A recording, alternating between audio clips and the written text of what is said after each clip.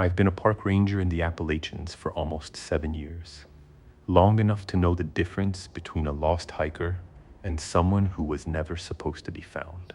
Most missing persons cases are simple. People wander off marked trails. They overestimate how far they can go before dark. They panic. They make bad decisions. You find them dehydrated, scared, usually within a mile or two of where they disappeared. That's normal. What I'm about to tell you isn't. It started with a report that shouldn't have bothered me. 2 hikers, college kids, went missing near Black Laurel Ridge. That alone wasn't unusual.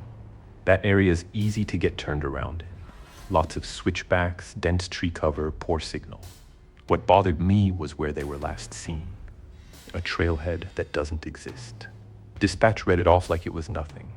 Caller says they entered from a path marked with 3 stacked stones. I remember frowning at the radio. We don't mark trails like that. Not here. Not anywhere in the park.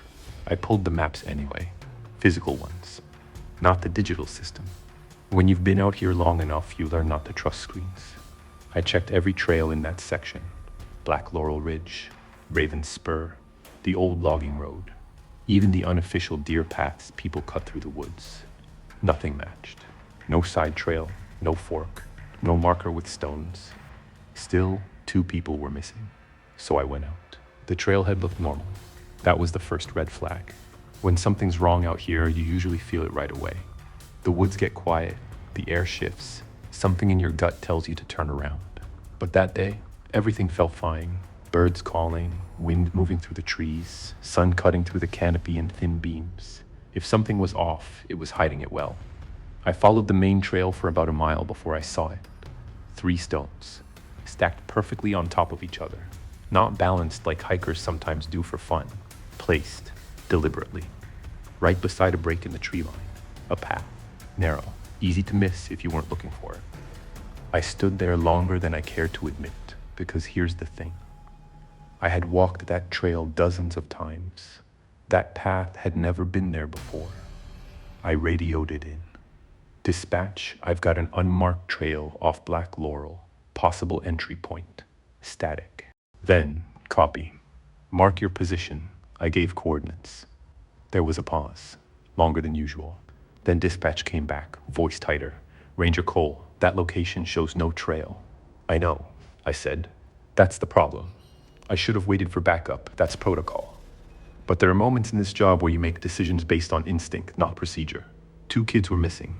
If they went down that path, I needed to follow it, so I did. The trail felt wrong about 20 steps in. Not immediately, subtly. The ground was softer, the air thicker, like the forest had shifted just slightly out of alignment with everything else.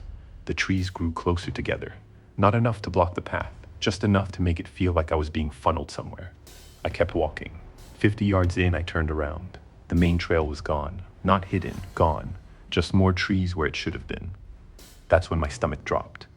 I told myself it was disorientation. Dense woods can do that. You lose your sense of direction. Everything starts to look the same. I marked a tree with my knife. Big clear slash in the bark. Then I turned and kept going. About 10 minutes later, I saw the same tree. Same mark. Same angle. I hadn't turned around. I was sure of that. That's when I realized something I wish I hadn't. This trail didn't loop. It repeated.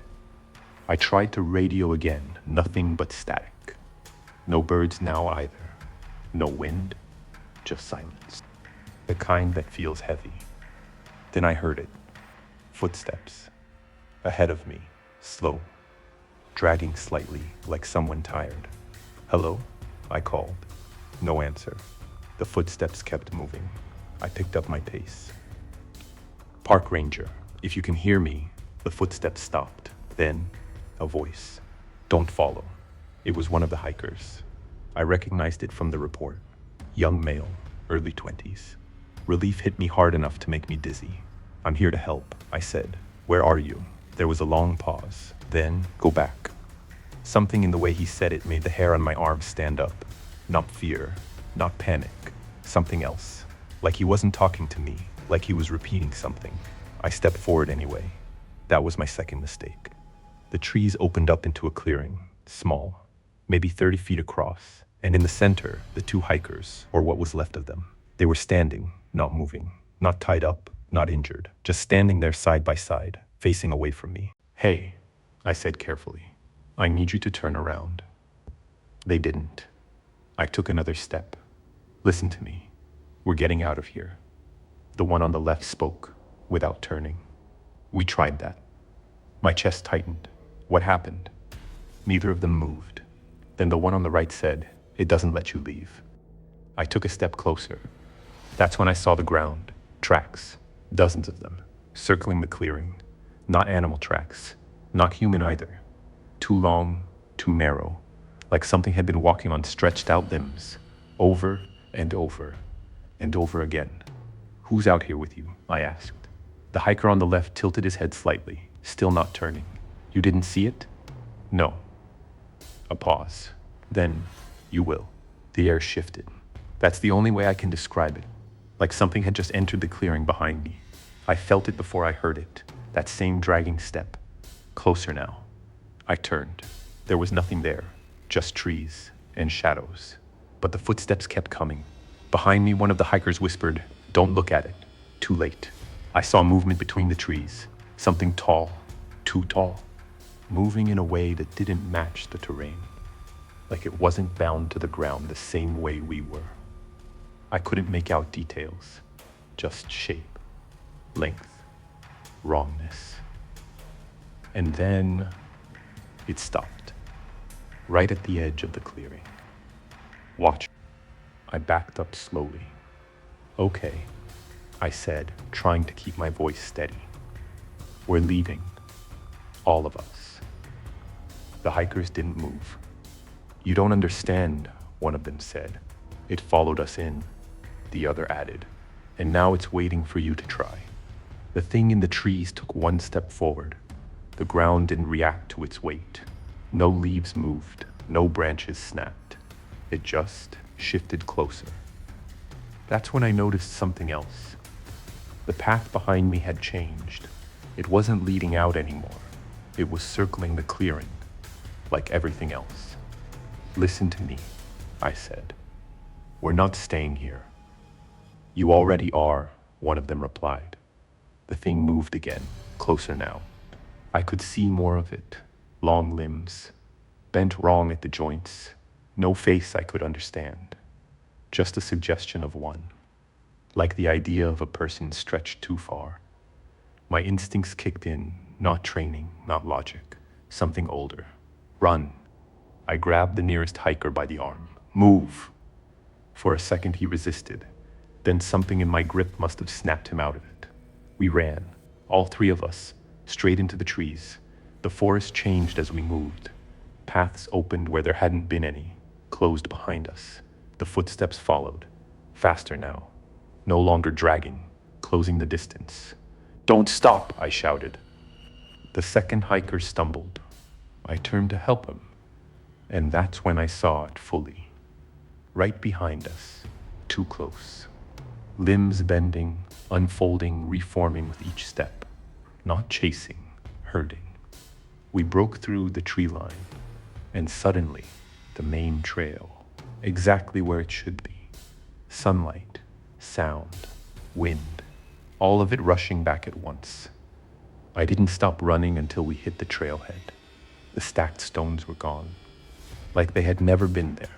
We got the hikers out, alive, physically fine. But neither of them spoke about what happened after that. Not to me, not to anyone.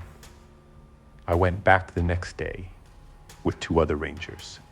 We searched that entire section. No path, no clearing, no tracks, nothing. But here's the part that keeps me up at night. 3 days later, another report came in. Different part of the park, different trail, same description. 3 stones, a path that isn't on any map. And this time, the coordinates were closer to where I live. I haven't gone back out there since. But sometimes, when I'm driving those mountain roads, late at night, I see something just off the tree line. Tall, still, watching. like it's waiting for me to take that path again. If you ever find a trail in the Appalachians that isn't on your map, don't follow it, because it's not there for you to walk. It's there for something else, to find you. This is Horror Story Society, and you made it to the end. If you felt that chill, hit like, subscribe, and I'll see you next time.